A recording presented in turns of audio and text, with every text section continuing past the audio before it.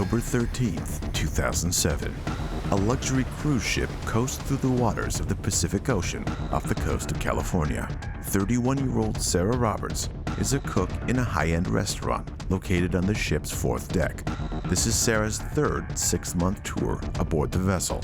But as committed to her job as she is, Sara's struggling to stay focused and meet the high demands the new executive chef has put in place. But on this evening, things appear to be too stressful for Sara to handle. And so, roughly halfway through her shift, she opts to leave her post. Sara heads for the employee elevator, in need of a moment's peace. It's the last time she'll set foot in the kitchen again. Her mysterious disappearance reveals that someone on board is holding on to a secret.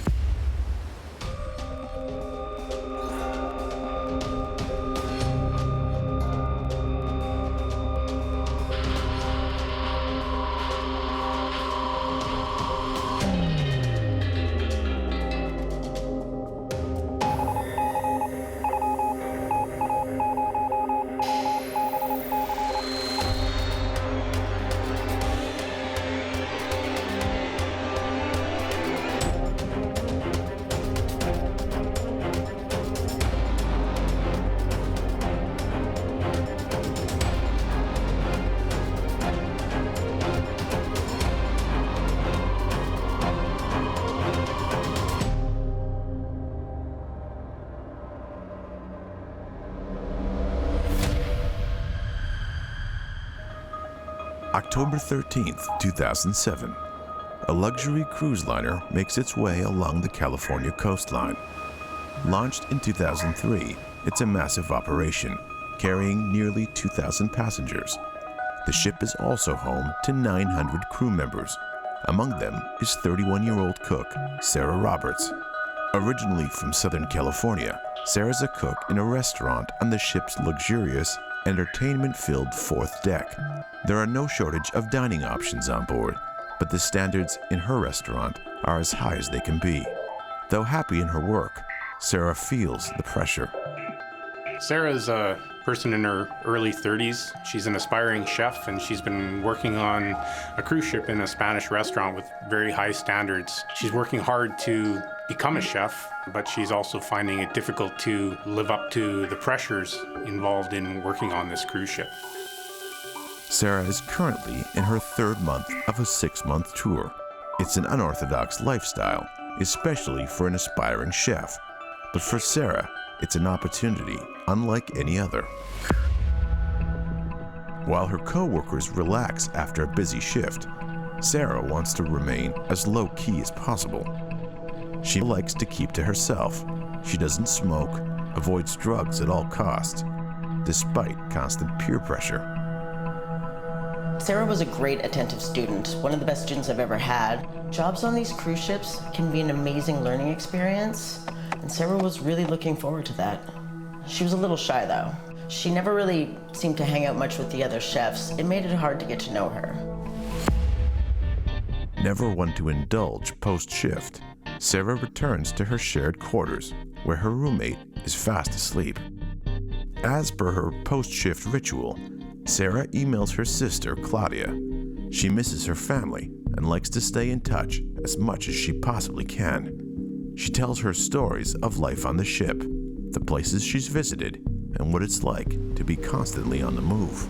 But for as content as Sara's been in her years on the ship, Claudia gets the sense that she might be growing increasingly frustrated with her nomadic life. Working on a cruise ship can be very isolating. You're miles away from family and friends. It can be hard to get to know people because the crew's always turning over. Just when you're starting to get to know someone, they leave, they move on to another ship.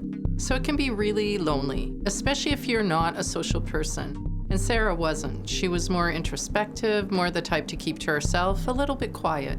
So she was finding it really hard to find someone to talk to and to make friends.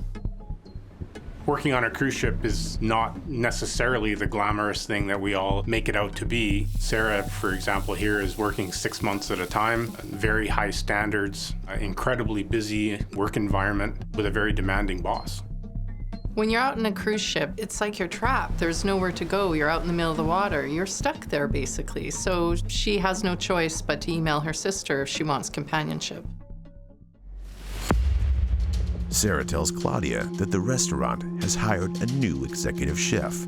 She calls him pretentious and states that the chef never listens to any of Sara's suggestions for new additions to the menu or even the occasional lunch special, despite encouraging members of the kitchen to become more invested in their work. Sara feels that the chef won't give her a chance to excel in her role. And after all these years, Sara feels that she should be treated with more respect. Sara seemed to be having a difficult time on the ship. The pressure is getting to her. So this communication she has with her sister is really some of the only insight we have into her state of mind at the time. She was stressed out. She was having a difficult time coping with the pressure. She was away from home and didn't have a lot of close friends or anyone to confide in on the ship. Sara's new boss makes a habit of calling her out for her supposed failures in front of the other staff. Despite Sara's best efforts to prove her worth in the kitchen, the executive chef doesn't appear to have any interest in keeping her around. He has the highest of standards and believes that Sara could be dead weight. There's no room for substandard food in his kitchen. Post-shift, Sara returns to her quarters. Her roommate awakens and is immediately concerned. Sara seems frustrated and out of sorts. It's unlike her, even with the recent struggles with the new boss. Sara was very calm and collected in the kitchen, but kitchens can be a very difficult work environment. One bad boss or coworker can make your favorite job your worst nightmare. I heard that Sara liked her job on the ship, but when there's no room for advancement, it can be very defeating. Sara can't find the words to express her frustration. She can't even bring herself to email Claudia to tell her about it.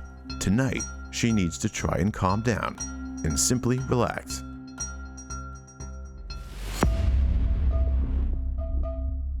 Determined not to be discouraged, Sara arrives early for her next shift, but things don't go according to plan. During a seemingly routine shift on the night of October 13th, 2007, Sara and her new boss once again butt heads during a busy dinner service. Working in a kitchen can be very, very stressful. Tempers run high, people say things they don't mean. It's a very heated environment, so to speak.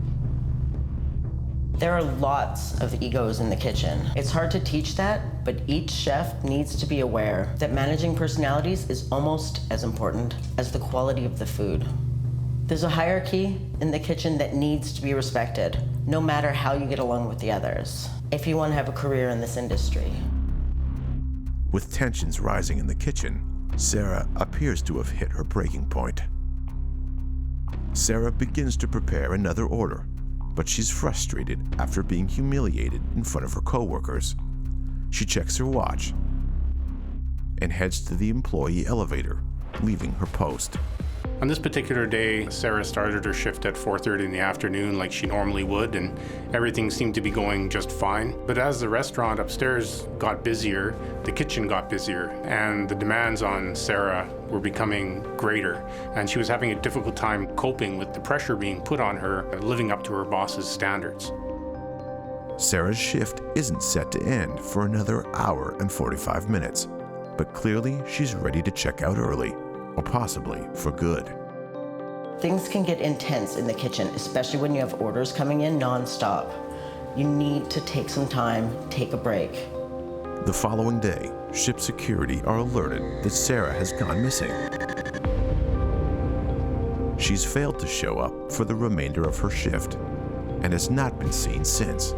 They discover a life preserver has also gone missing from the ship's third deck and begin to fear that Sara could have gone overboard. The question is, was it intentional, or did someone want Sara eliminated for good?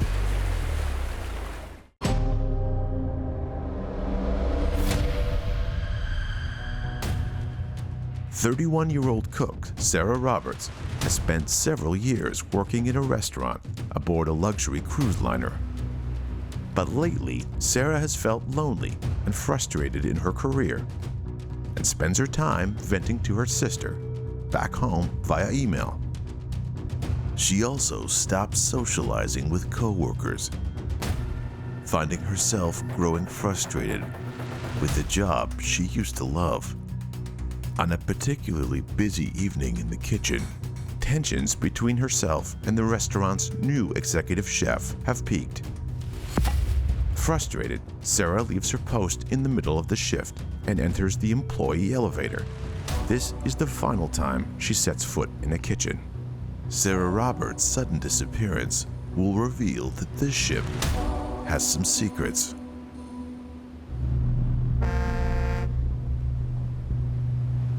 Sara heads straight to the ship's storage deck, located one floor down from the kitchen. It's an area that's off limits to the public.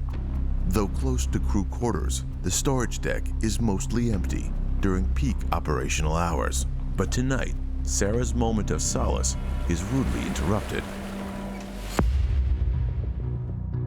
The following day, Sara is nowhere to be found. After failing to return to the kitchen to finish her shift the previous evening.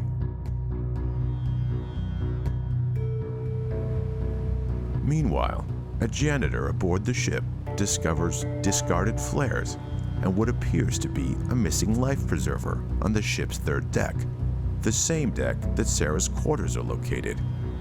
It's a bizarre scene, and the janitor is concerned someone could have gone overboard. The ship's security team are alerted in the hopes of potentially saving a life. Investigators examine the bizarre scene, and shortly after, the Coast Guard is alerted that someone from the ship is believed to have gone overboard. So when someone is believed to have gone missing, particularly on a cruise ship, time is of the essence. We need to establish, first of all, have they gone overboard? And in this particular case, there's a missing life preserver, which may give us a clue that they have in fact gone off the ship or gone overboard. And then also the proper authorities need to be notified so that they can search the ocean where the ship has been.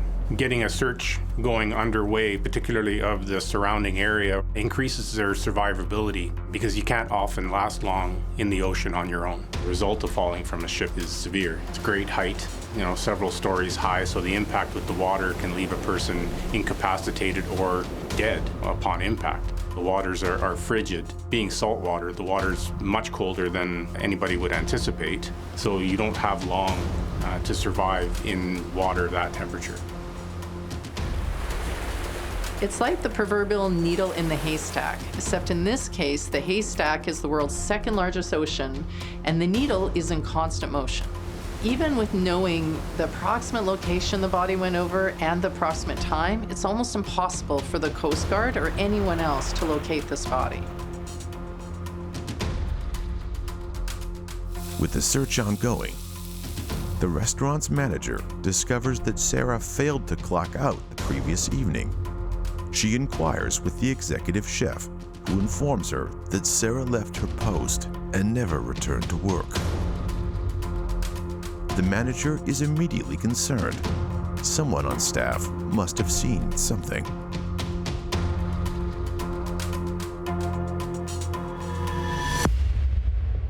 Leaving during a shift is an extreme move in the kitchen. It tells me that Sara was really at a breaking point.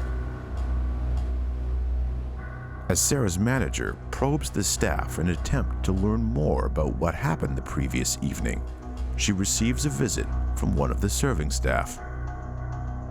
The waitress states that she was working the previous night, but when service slowed following dinner, she took a 15-minute cigarette break on the ship's storage deck. She's nervous to reveal this, of course. There's no smoking allowed in this area whatsoever. The waitress reveals that while smoking her cigarette, she overheard some commotion further down the deck, what sounded like a heated argument between two people, one of which was most definitely Sara Roberts. But the waitress is unable to state the identity of the other individual because they were too far away.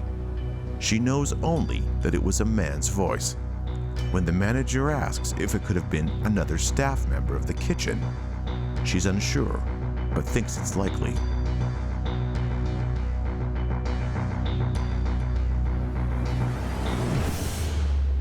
The people that Sara was working with when she stormed out of the kitchen may or may not have had something to do with her disappearance ultimately, but they would certainly be people of interest with respect to the investigators. We'd want to get their perspective as to what was going on in the kitchen at that time.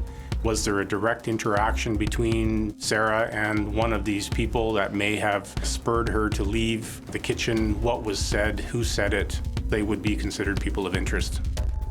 In my experience, random homicides don't happen very often. Typically, there's some relationship between the victim and the perpetrator. The manager promptly alerts the ship's investigators regarding the information. The sooner police or investigators have information to work from, the more accurate it is and the more likely you can establish the timelines that you need to move forward with the investigation. Now that they have their victim, along with a solid lead, the investigation into what really occurred on the storage deck can begin. Someone on the ship knows what really happened to Sara, but no one's saying a word.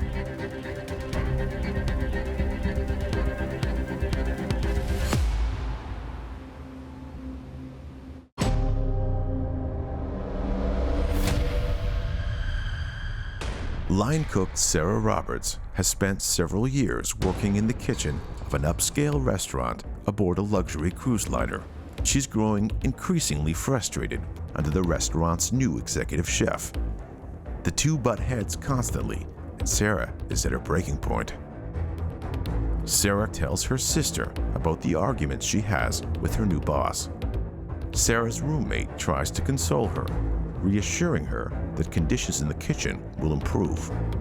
On October 13, 2007, Sara promptly leaves her station and heads to the ship's employees-only storage deck, never to be seen again. The following day, the Coast Guard searches the surrounding waters for any sign of the cook. Meanwhile, the waitress reveals the previous night she overheard some commotion, what sounded like a heated argument between two people, one of which was most definitely Sara Roberts. The search for the truth begins, and investigators are desperate for information that could help them uncover what happened to Sara and whether or not a potential killer is on board.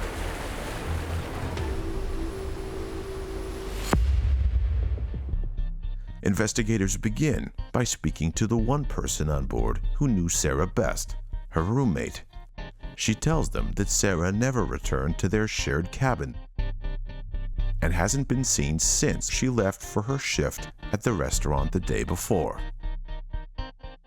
Typically, employees on a cruise ship would have a roommate. The cruise ships aren't big enough necessarily to give everybody their own room. So the roommate would certainly be the first person to realize that somebody hasn't returned after their shift or at the time they normally would.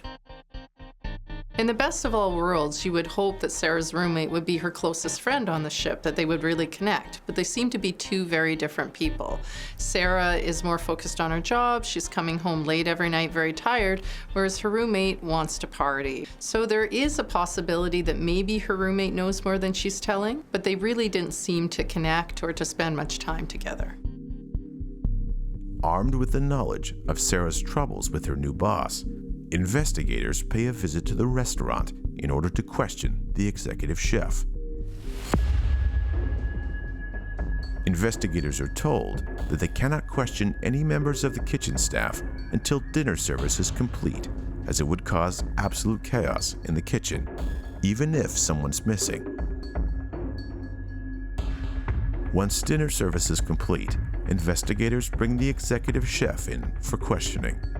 They want to know more about the chef's tumultuous relationship with Sara and the nature of the tensions between the two of them. You have people of interest at all different levels who need to be spoken with. An interview often becomes an interrogation once somebody transitions from being just a person of interest or a possible witness to now a suspect. person of interest versus a suspect, I would characterize like this. A suspect is someone who you're fairly certain has the motive and opportunity to commit a crime. A person of interest, rather, would be somebody more on the periphery who may have information about what occurred. Now, a person of interest can certainly become a suspect, but often they turn into witnesses. The chef states that he didn't particularly have it in for Sara and treated her like every other member of the kitchen. However, Sara would overstep her bounds, making menu suggestions despite the fact that her cooking was subpar in the chef's opinion. She was overly ambitious, but ill-equipped to be a head chef in his opinion. The chef states that he can't have staff members like that in his kitchen, and even if Sara hadn't walked out in the middle of her shift, he likely would have been forced to fire her anyhow. The executive chef states that he went to look for Sara, but never found her, and good riddance too. Investigators ponder whether or not Sara would have walked out on her job in the manner the chef describes, even if they weren't getting along. Would the tensions be enough to force Sara to quit? Possibly. But perhaps the executive chef confronted Sara on the storage deck. Could the chef have been so frustrated with Sara in that moment that he was angry enough to kill?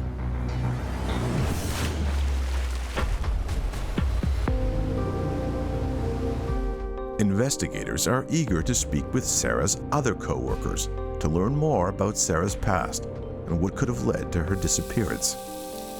Kitchen workers are very clique-like. It would be hard to get them to talk, especially if the new boss is so difficult. They're probably just worried about themselves.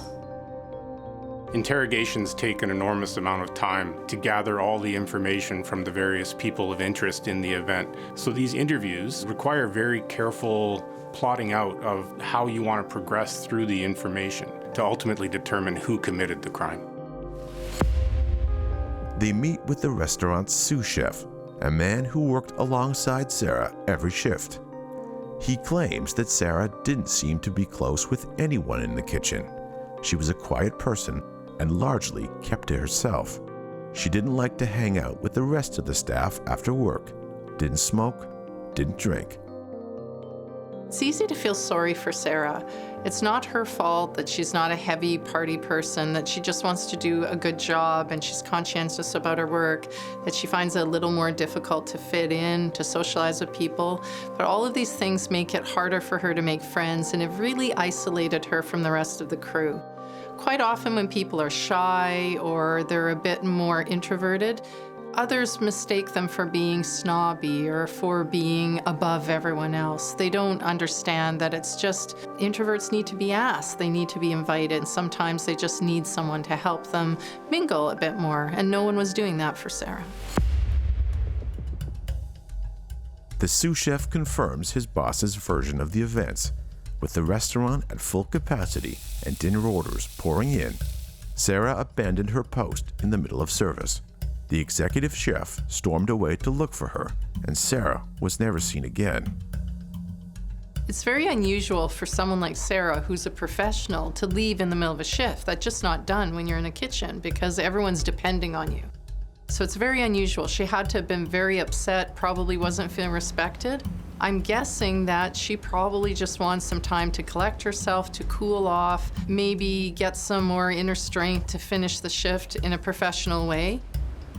Typically when we're investigating a case of a person going missing, we try to establish a timeline. And an important fact in this particular case is that Sara became upset or overwhelmed by something that was going on in her work environment and was seen to leave in the middle of a shift, which was unlike her. Perhaps it was the proximity of the storage deck to the kitchen. It offered a simple getaway, an easy escape that she only intended to be brief. The storage deck is one of the only places the crew can go to be by themselves. There's no passengers, there's no one walking around that will bother them. Investigators ask the sous chef to show them the storage deck. He obliges, but for some reason, he appears nervous.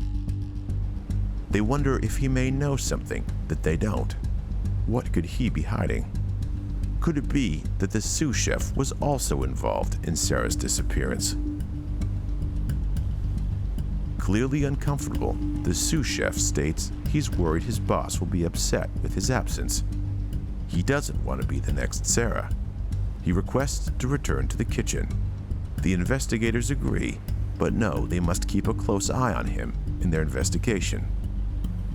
But as they continue to explore the area, they make a startling discovery. Sara's roommate is making an exchange with the shady individual at the rear of the deck. Suddenly, her believability has come into question, and investigators are curious if there's anything else she could be lying to them about. Sara's roommate claims the storage deck is an easy place for employees to make exchanges. They're the only ones with access to the deck, and everyone on board the ship knows it. So Sara, being one of the cooks on board, would be able to get into sort of the unseen underbelly of the cruise ship, the part that the passengers would never be privy to. This is where the mundane day-to-day operations take place, where the crew members have a chance to spend time because they're not allowed to interact with the guests on a social level. So this is where all the operations take place. It's where the crew members gather to spend time when they're not actually working. Suddenly, a new possibility arises. Could Sara have retreated to the storage deck for a break and accidentally stumbled into a backroom deal gone wrong? Perhaps it's a case of being in the wrong place at the wrong time. Could Sara have confronted her roommate during the deal and found herself in jeopardy? What did Sara see when she went onto that lower deck? Did she see something that she wasn't supposed to have seen? Was she not expected to have been there? Is this a place she typically wouldn't go and suddenly appeared? So depending on what was going on and what she saw, someone may have reacted in such a way that she ultimately met her demise. But without knowing what transpired on that deck at the time, it's difficult to say at this point. As they consider all possibilities, the Coast Guard informs the investigators that the search has been called off. There is no sign of Sara Roberts, and she's presumed dead. Suddenly, the investigation has become entirely more urgent. There could be a murderer on board.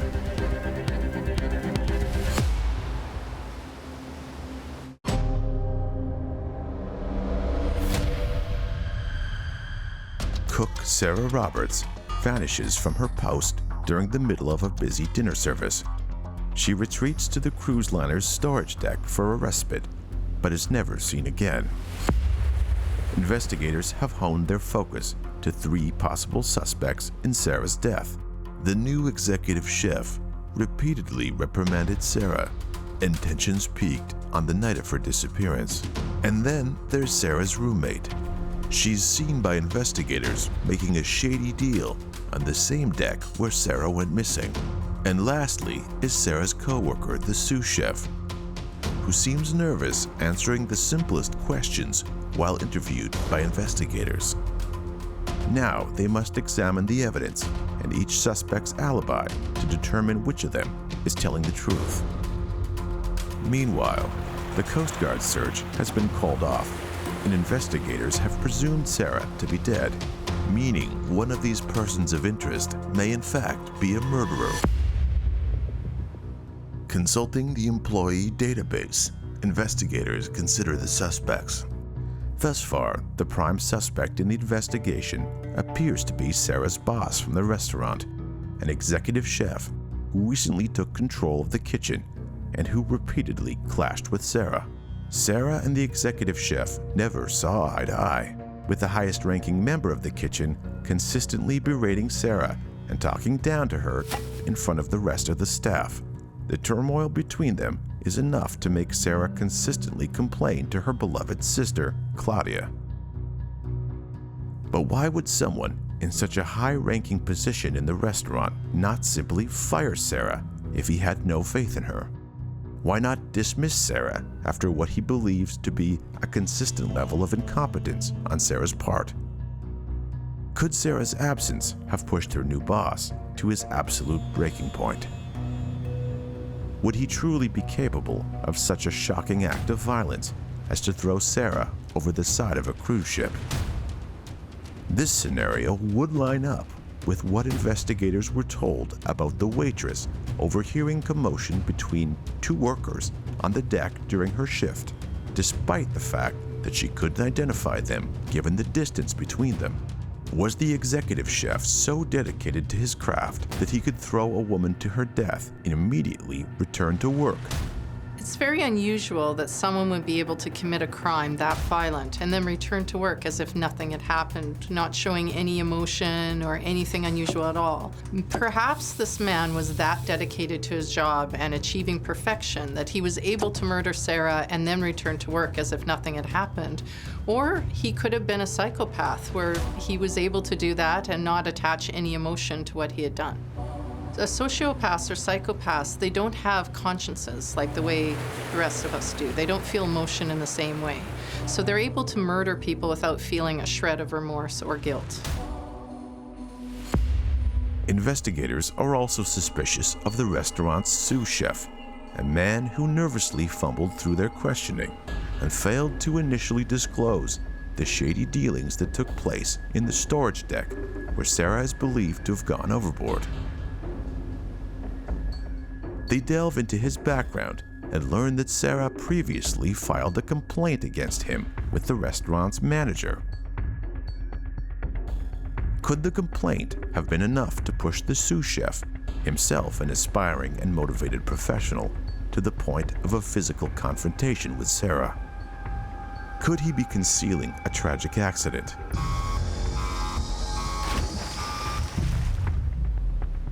Investigators aren't certain he'd intentionally tried to kill Sara, but he's certainly capable of lying. There can be jealousy in the kitchen, especially when you think that your skills are better than another chef's. I never got that feeling about Sara, but others could have felt that way about her. Could the executive chef and the sous chef have murdered Sara together? The waitress overheard two workers arguing, but could another have joined and escalated the situation? Finally, Sara's roommate presents another curious possibility. Could the roommate have grown so tired of Sara's incessant unhappiness that she became annoyed with the reality of having to share accommodations with her? Sara was never a social individual, but she also reportedly held a hard line against the rest of the staff because they constantly liked to party after their shifts. Could there have been tension between them that boiled over if Sara stumbled across her roommate on the storage deck in the same manner as the investigators?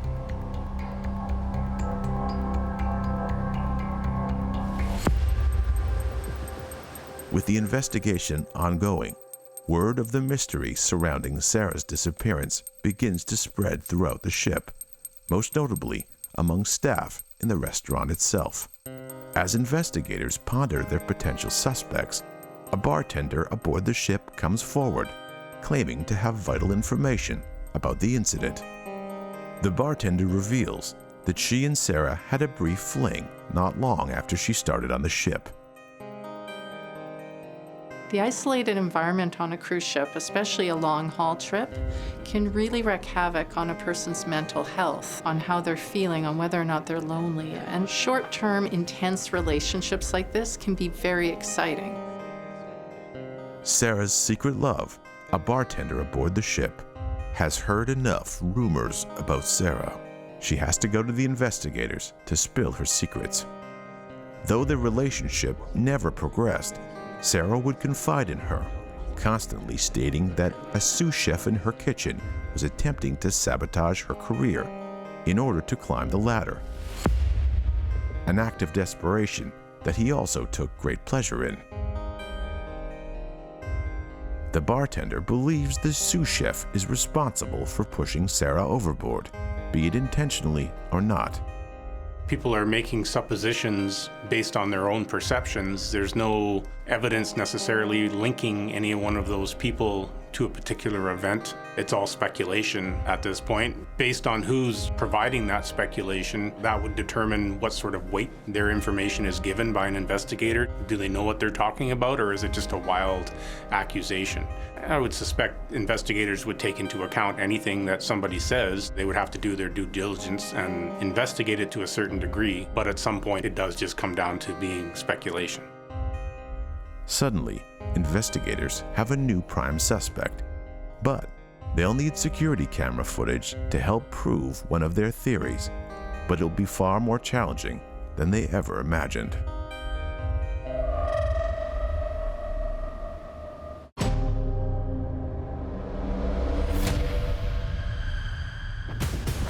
Cook Sara Roberts is presumed dead after going overboard from a luxury cruise liner. Sara wasn't a very social person and mainly confided in her sister via email about some troubles at work. Investigators have 3 possible suspects: the difficult and abrasive executive chef, the nervous sous chef, and Sara's roommate, who was spotted making what looked to be a shady deal. In order to confirm their alibis, they must review video surveillance footage. But investigators are in for a shocking surprise.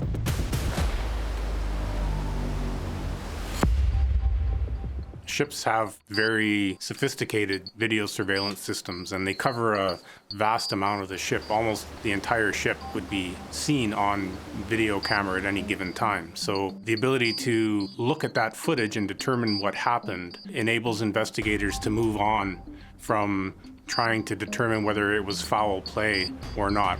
So if somebody is seen on surveillance video, for example, to commit suicide, the investigation may not have to continue beyond that. And after repeated requests to the ship's captain, the investigators are now just seeing the footage from the deck where Sara disappeared. As they witness what could be the final moments of Sara's life, investigators know they could be on the verge of uncovering the disturbing evidence that will solve their case. First, the footage from the kitchen confirms Sara abruptly left her post mid-service. Moments later, the executive chef and the sous chef are seen exiting the kitchen on 2 separate occasions. What they are unprepared for, however, is the shocking discovery that the camera on the ship's storage deck has been tampered with, and they are unable to get a clear picture of what happened after Sara exited the elevator. It's a devastating blow to the investigation. You have to wonder when a crime has been committed and the surveillance tapes just happen to be compromised or not working. That's very suspicious. Why that particular tape at that time, where illegal exchanges of some sort were being made, where somebody needed to protect someone else, just seems very suspicious. You have to ask those questions. This was the last piece of solid evidence to someone's disappearance, so it's really unfortunate that this happened. Though dismayed, investigators know they still have a chance to uncover the identity of Sara's killer. To do so, they must check footage from the security camera on the ship's 3rd deck to see whether or not Sara's roommate was telling the truth that Sara never returned to their quarters that night. She's still one of their suspects, and given the fact that they caught her red-handed in a backroom deal, they know she's capable of breaking the law. Upon review, the investigators determine that Sara's roommate is indeed telling them the truth.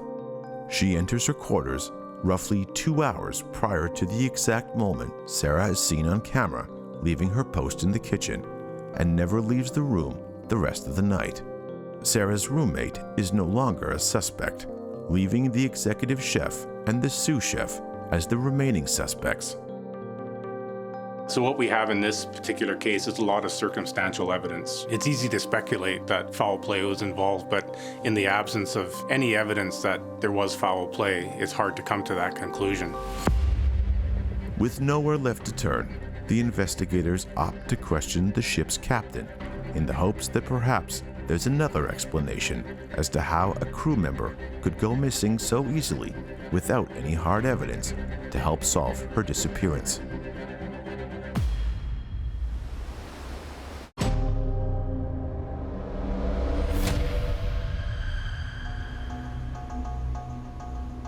Investigators meet privately with the ship's captain in the hopes that he might be able to provide insight into a possible cause of death for crew member Sara Roberts.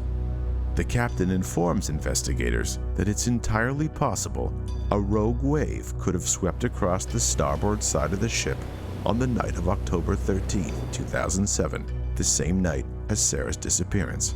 He states that if Sara was standing on the ship's storage deck at precisely that moment, there's little doubt she would have been swept overboard given the intensity of the wave. The information takes investigators by surprise. Could it be possible that only one individual on the ship would have experienced a massive rogue wave? Wouldn't it have done damage to the storage deck? If somebody was to come up with a theory that included a rogue wave washing over the ship as a cause of her disappearance, I think it would be very quickly debunked. The idea that a rogue wave came up out of nowhere without the knowledge of the crew, especially the captain or the executive on the ship, is highly unlikely. I would expect if a rogue wave hit the ship, more than just one person would have been washed away, first of all. Secondly, people would have suffered other injuries on the ship from being pushed around as a result of the wave. It's highly unlikely that only one person could be affected by this rogue wave. Cruise ships are highly technological in terms of the security systems they have, the weather information systems they have, the navigation systems they employ. They're incredibly precise instruments on these ships that help guide them and predict weather, and there's no way a rogue wave could come along without the knowledge of the crew. Dissatisfied with the captain's theory, but unable to offer any evidence that helps solve the case, the investigators ponder whether or not Sara could have committed suicide. I didn't know Sara very well. Maybe she was capable of suicide. But with only 3 months left on the tour, and with her determination, it seems very unlikely that Sara would do that to herself. They consider the missing life preserver and the flares found scattered across the deck. If Sara were to take her own life, she wouldn't have taken a life preserver with her. And if she didn't take the life preserver, someone must have thrown it to her if they witnessed her in the water below. But no one is saying a word. There's absolutely nothing further to go on at this point. All this circumstantial evidence is still not enough for a conviction in this case. With no further leads, investigators are forced to close the case. No one has ever been charged with the murder of Sara Roberts. Whether it was in fact a rogue wave, or the stress of her job that led Sara to taking her life, we may never know. Investigators remain skeptical of either situation. It's entirely possible that someone on the boat knows more. Her body has never been recovered.